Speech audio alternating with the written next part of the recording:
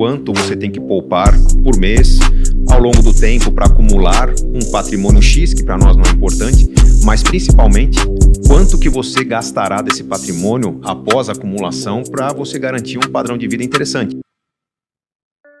A questão do brasileiro aprender a investir, né? Acho que a gente está falando assim, primeiro poupar, saiu do endividamento, começa a poupar, para depois investir. Essas coisas coexistem, poupar e investir? Sim, entendemos que coexistem. Um número interessante do Banco Mundial, que a gente acompanha também há cerca de 20 anos, é que de cada 100 brasileiros, né, em idade ativa, economicamente ativo, aumentou muito o número de poupadores. Hoje são 11 brasileiros, ou 11% da população economicamente ativa. Mas não tem mudado muito o ponteiro em relação ao número de pessoas que investem, ou que poupam e investem, e acumulam o suficiente para ficar independente. Agora, por que isso não está acontecendo? Porque você tem esse outro fator que é as pessoas estão vivendo mais. Então, o dinheiro, realmente, ele não está sendo suficiente para manter esse padrão de vida, esse custo de vida na longevidade. Para quem não conhece a curva de vitalidade financeira, nada mais é do que uma simulação do quanto você tem que poupar por mês, ao longo do tempo, para acumular um patrimônio X, que para nós não é importante, mas principalmente quanto que você gastará desse patrimônio após a acumulação para você garantir um padrão de vida interessante. Aí você trabalha as diversas variáveis. Eu preciso do aumento de renda, eu posso poupar mais, menos. E tudo isso tem um aspecto racional que a maioria das pessoas não tem. Acho que todo mundo sabe que tem que poupar para o futuro. Todo mundo sabe que na atual condição o futuro vai ser difícil. Como que a gente trabalha o emocional para trazer para as pessoas uma disciplina de poupança? Tem um trabalho do planejador que é o de arrancar da pessoa os sonhos que ela tem. Por isso que eu comentei no começo das simulações que ela faz, né? Porque ela está simulando não só a independência financeira, mas os outros sonhos que ela quer conquistar. Se eu sei o que a pessoa quer, ela quer viajar todo ano, ela quer reformar a casa a cada 3, 4 anos, quer trocar de carro a cada 3, 4 anos. Eu quero trazer para a vida da pessoa os sonhos e, ao fazer isso, o dinheiro fica curto. Eu convido a pessoa a ter aquele enxugamento que eu comentei agora há pouco. Olha, você vai ter que ajustar seu estilo de vida. Por que esse sacrifício? Porque você vai ter muitas recompensas de curto, médio e longo prazo. Então, quanto mais sonhos a pessoa está construindo, menor é a probabilidade dela sucumbir ao consumismo. O que é consumismo? Tirando as questões, os casos patológicos, que é talvez algo entre 15% e 20% dos casos, patológico. Procura uma terapia, talvez tomar um medicamento para controlar a sua ansiedade. Mas os 80% mais dos casos são pessoas que simplesmente estão procurando recompensas. A vida está corrida, a vida está difícil, eu mal tenho tempo no meu relacionamento, eu preciso de um presente. E a pessoa vai estar adquirindo coisas que, eu preciso dar um presente para a pessoa que eu amo, eu preciso garantir um conforto para meus filhos, eu preciso ter uma casa que eu consiga receber as pessoas. Sim, a pessoa está certa. Mas quanto maior a certeza que ela vai conquistar algo muito interessante a curto, médio e longo prazo, sonhos interessantes, menor vai ser a propensão da pessoa exagerar no que ela acha que merece. Ela vai manter uma disciplina maior porque ela está acolhendo. É esse aspecto psicológico que faz com que eu consiga garantir no longo prazo aquela disciplina que a maioria das pessoas perde. Perde por quê? Porque o lado instintivo do cérebro está falando, tá faltando recompensa na sua vida. Para de pensar no futuro, que pode ser que você não chegue lá. E nesse sentido, o nosso cérebro é muito mais inteligente do que a nossa racionalidade. Pode ser que a gente não chegue lá. Então, o que o nosso cérebro nos impõe?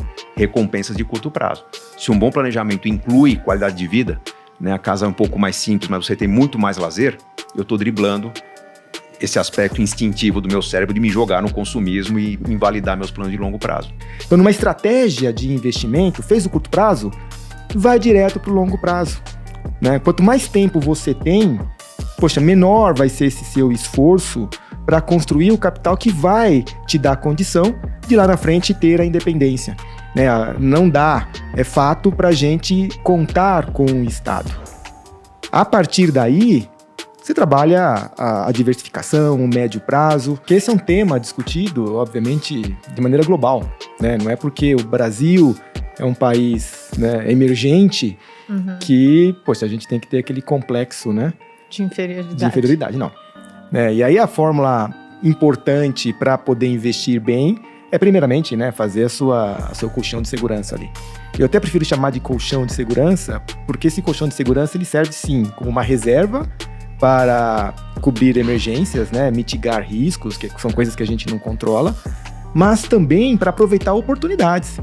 né? Quando você tem uma oportunidade de comprar algo que talvez você não conseguisse, com nível de desconto, obter, né, investindo em termos de rentabilidade, ótimo.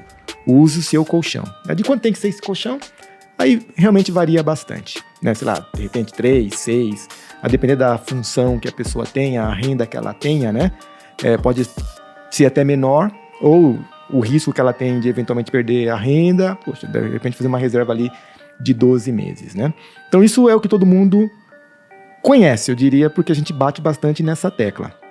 Agora, o que o Gustavo trouxe, que aí falta no brasileiro, e esse é o maior desafio, que é a visão de longo prazo.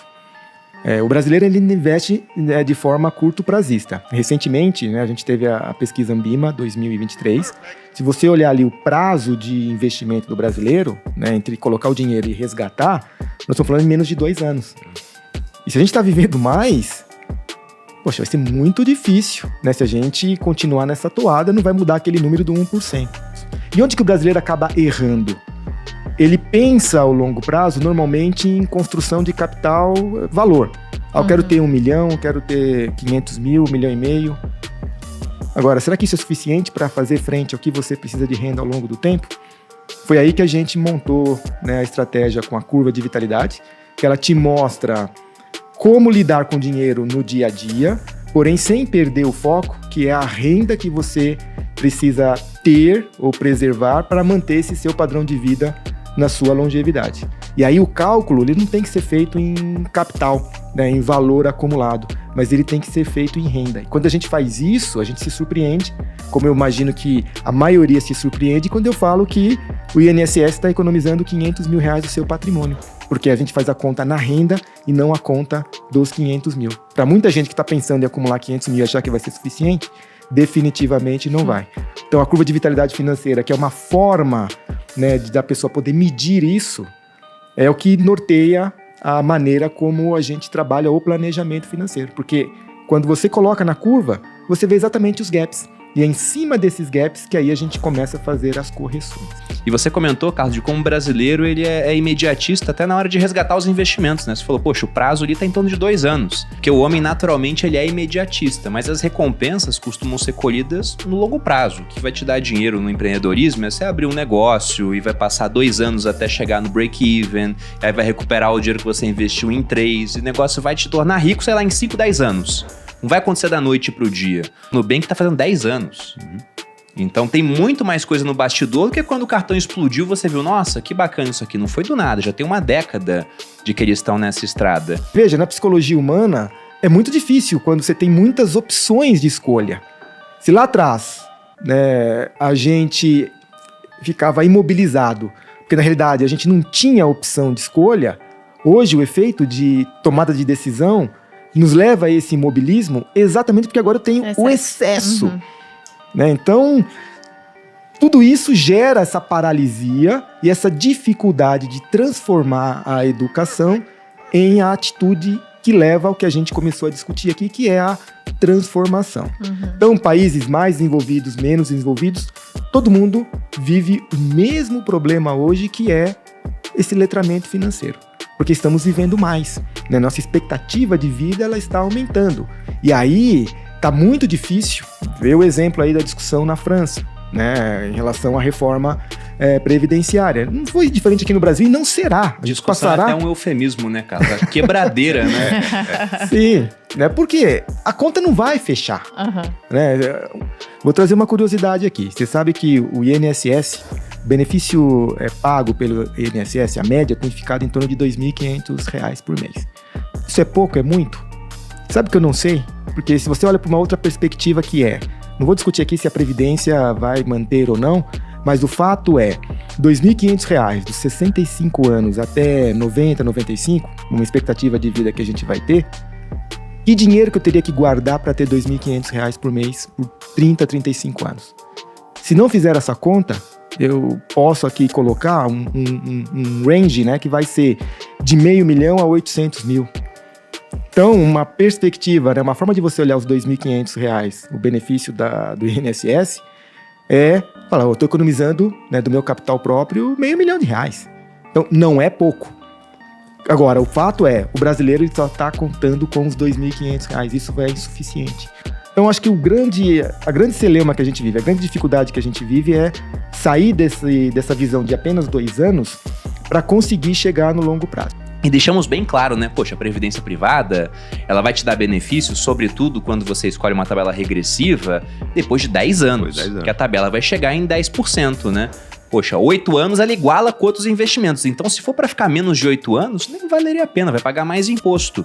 Tem também benefício previdenciário, mas pensando que você não vai precisar disso ao longo desse caminho, poxa, é 8 anos para cima, idealmente 10. Teve cara que pediu resgate com 60 dias. E aí ele falava, não, que apareceu aqui o IPVA, do nada. Pô, do nada, né? Como assim do nada? O IPVA vai ter todo ano. O cara vai se surpreender quando acontece o carnaval. Nossa, do nada teve o carnaval, do nada teve o Natal em dezembro. E com 60 dias, que é o prazo mínimo de resgate de uma previdência. Apesar do fundo ter lá D mais 9, os primeiros 60 dias você não pode mexer. Deu 60 dias, já teve um pessoal resgatando. E eu me lembro sempre de uma frase do Sêneca, quando a gente tem essa questão de que, poxa, será que um dia eu vou chegar lá na frente? Né, porque o futuro é incerto. Ele dizia que nunca conheceu uma pessoa que, por mais velha que fosse, não acreditasse que depois do hoje haverá um amanhã. E eu tinha uma tia-avó que ela viveu até os 99 anos. E eu tive a chance de, nos últimos anos da vida dela, ela morava com a minha avó, e quando os meus pais se separaram, eu ficava muito tempo na casa dos meus avós, então eu convivi bastante com ela. E no dia antes dela morrer, ela morreu dormindo, ela me deu até amanhã. Ou seja, ela achava que ia levantar no dia seguinte. E, eventualmente, um dia vai chegar o nosso fim, mas provavelmente vai ser muito depois do que a maior parte do pessoal que tá vendo aqui estatisticamente imagina. O cara gasta tudo que ele ganha pensando, talvez eu não fique vivo amanhã. E acorda vivinho. E devendo, né? E tem uma outra pessoa que fica sem condições de pagar a sua velhice ou a sua aposentadoria. É aí que a pessoa envelhece. Porque tem muita gente que está aposentada, que está praticando seu esporte, tem vida social, viaja, cuida dos netos, consegue presentear. Eu gosto de dar esse exemplo porque ao longo da vida a gente sabe que algumas coisas vão ficar caras, né? Plano de saúde, talvez, alguns atendimentos médicos preventivos. As pessoas não percebem que com o passar dos anos, uma das coisas que mais aumenta a nossa vida é o número de parentes. Você tem netos, bisnetos, afilhados e quantas festas você vai ser chamado para participar, principalmente se for uma pessoa muito velha, né? Vovó não pode faltar no casamento, no batizado. Se a pessoa não tiver condições de estar bem nesses lugares, nessas situações, de presentear, ela vai aos poucos se sentir meio que não, prefiro não fazer. E aí que a pessoa começa a envelhecer, quando ela perde opções. Quando ela perde a condição de socialização, né, vai ficar em casa. Né? E tem muito velho de 60 anos, ao mesmo tempo que a gente vê muito jovem de 95 participando de vida social ativa. Então, o planejamento financeiro é para nos manter vivos, não apenas pagando contas. Né? Isso tem que levar isso em consideração também. Não, perfeito. É isso aí, ó. A galera, gente, deixa os comentários, dá o like, espero que vocês tenham gostado. Quem não se inscreveu ainda no canal, se inscreve no canal. Tamo junto, mais uma vez. Galera, um forte abraço. A gente se vê no próximo. Valeu! Valeu, pessoal!